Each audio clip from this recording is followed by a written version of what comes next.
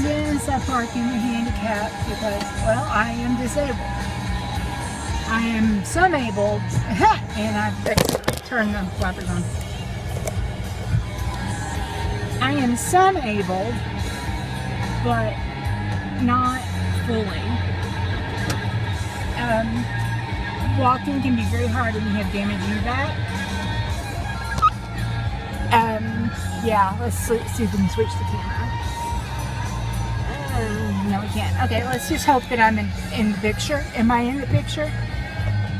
I am disabled, but I am some-abled. I'm just kind of limited because of the damage in my back. I have degenerative disc disease, slip disc, and osteoarthritis, and it pretty much is from my neck to my butt. I get every year twice the 2 sections of my back get done with radio frequency ablations, and that lasts for about 6 to 9 months, and then I have to get them again, and it's just kind of, it helps. Anything helps, even though there's nothing that they can do to make me not be in pain, to make me be more functioning. They can help me function better just on my day-to-day basis, because without the help of like medications and without the help of the ablations and things like that, even simple like self-care stuff like bathing and feeding myself and looking after my cat in my apartment can be almost impossible. There are some days that maybe I will feed myself, feed the cat, maybe gather the trash or load the dishwasher, and I will just be exhausted. And that's also because I have fibromyalgia. The combination of fibromyalgia, which blows up pain issues like crazy, and then having the osteoarthritis and the disc stuff and all that stuff in my back is just, it's painful. It's very painful. And my life is daily, I'm in a lot of physical pain. I know that a lot of people with fibromyalgia function well, and honestly I would function a lot better if I didn't have the arthritis and disc stuff in my back. If my back wasn't damaged, I definitely would be a lot more high functioning than I am now. And it kind of sucks to be 47 and to have problems that usually people in their 70s or 80s start having. And I mean, my aunt is 73 and she's in better physical shape. Not health, but shape. My actual health is pretty good because I don't consider fibromyalgia and osteoarthritis and damage in my back having bad health. I have damage. That's all. I'm damaged. Okay, that's the best way to put it. Is I'm damaged. Hold on a second. I was just making sure we were still recording. But no, that's a good way to put it. Is that I'm damaged, and but I don't mean like, oh, I'm so damaged. Well, actually, I am. I've got childhood trauma. I've got adult trauma. I've got trauma. But for the most part, according to my psychiatrist and my therapist, I'm doing pretty good. And there are people walking by watching me talk to my phone. Hi, people. Anyway, but no, according to them, I'm doing pretty good. I'm pretty well adjusted. There are some fundamental things that you kind of learn in childhood that I did not develop. So that has me kind of like having no filter, being maybe, I don't want to say aggressive because that's very negative. That's not really what I am. I am,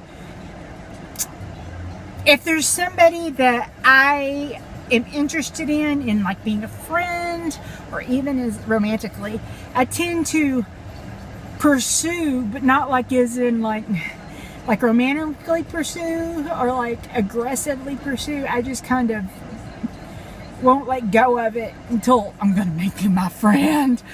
Anyway, I'm going to make you love me. But no, it's really not like that. It's just kind of she said because I didn't have a father and my only male figures in my life treated me like as their little buddy and as a princess, that I did not develop certain things that people develop when they have fathers in their lives and authority figures like that in their lives. And I was pretty much raised by my single mom, my grandparents, and my aunt and uncle. I was, you know, they say it takes a village. Well, it took my whole family to raise this little spoiled brat right here. But I was stubborn and defying, and later on weird. But yeah, no, I definitely, like, for example, my grandfather was old school Southern. And if I disobeyed, he would say, go get a switch. You go get a switch. And then he'd smack me on the legs with it. Well, that ended when one day I just said no. You know, and I was just a kid. I was like, no. And like my grandmother would want me to come in, or I'd get in trouble. And I'd literally make my grandmother chase me around the house until she gave up.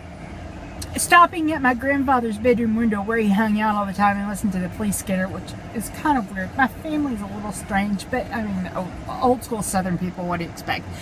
I love them, and it was wonderful, and I miss every one of them except for my aunt, who is still here, and I don't miss her. So anyway, but it's just that I was just... My shrink says I have a problem with authority, which is true. Like recently, I made a post, and it was just a nonsensical post, but it had some cussing in it, and Twitter banned me for 12 hours. I'm supposing it offended somebody. The only person I was talking to in that post was myself. I literally responded to something I said where I was talking to someone else. So it was directed at the other person, but I mean, really it wasn't. It was nonsensical, and it was a joke because I'd been very super serious. And usually with this person, he does YouTube. Usually with this person, I am very just kind of funny and goofy, and sometimes a little inappropriate. And I tend to cuss a lot, which is generally who I am. I cuss a lot. I admit it. I've got the mouth of a sailor. I learned it from my family, my beautiful Southern family with the dirty mouths. We love Jesus, but we cuss a little. And that was literally my family. We love Jesus. We are faithful people, and we have faith. We are people of faith. But boy, will we let out some cuss words. But no, I got banned. And even though by the time they would even have read my complaint, the ban would be lifted. It was just that I went over with a fine-tooth comb over their rules. They said I had violated their rules, and I even deleted the post. They gave me the opportunity to delete it. I deleted that post, even though I'm not big on censoring myself ever. Okay, I just don't believe in censoring people unless they're being like unless it's like hate speech or like being cruel to people. That I'm not cool with. And see, Twitter will let that fly with no problem. People can tell people to go kill themselves every single day. But I can do a nonsensical statement to myself filled with cuss words, and I get in trouble. Anyway, but see, I didn't do anything that was a violation of the rules. Literally, I read there was nothing that said you can't just cuss nonsense. There was no hate speech. There was no calling anybody names, nothing like that. It was literally nonsense with cuss words in it. And I just was like, that's not cool. I didn't do anything wrong. So I wrote them, I emailed them. They said, did not do this. You know, I just was, and it, once again, someone was pulling authority over me, and I was like, no.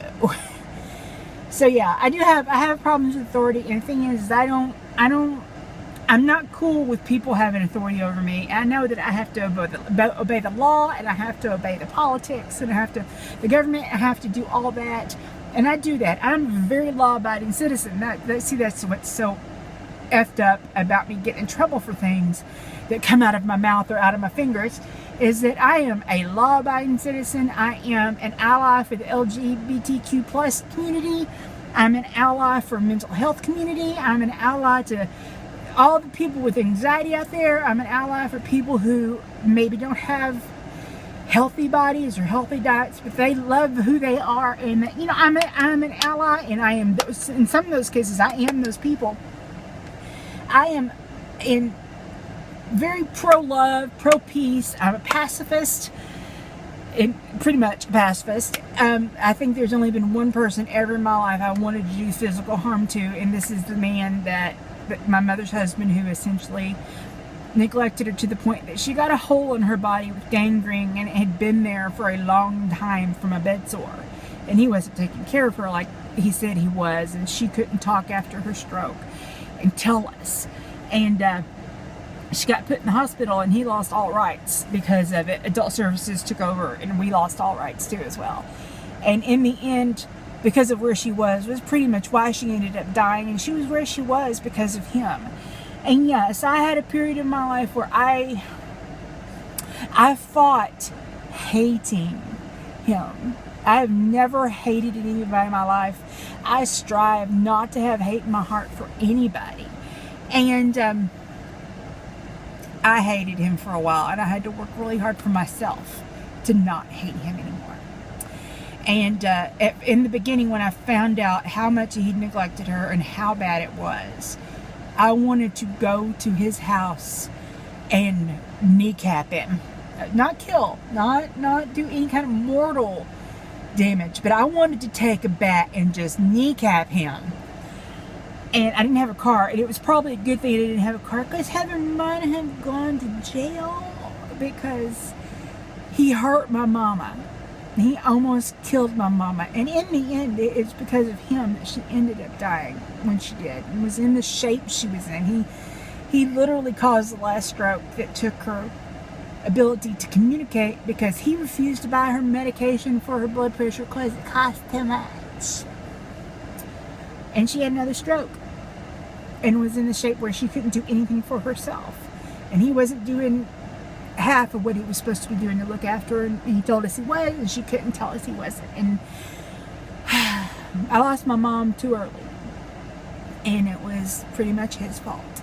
And so yeah, I have felt violence towards somebody, I have felt hatred towards somebody, but I strive very hard not to even feel malice towards people. I mean, not to feel even anger. People can really just be totally shitty to me, and I will just be like, I'll just tell them off and I'll walk away, and I'm done with it. It's like, whatever.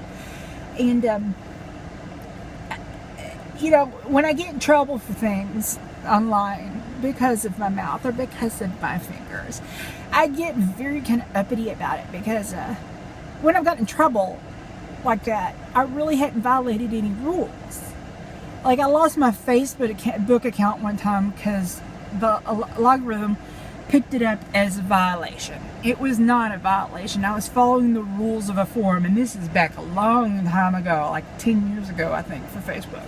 It was when I first was on Facebook, and it was me playing a stupid MFing game, okay? And I was following the rules of the game and the forum, but it contradicted rules of Facebook.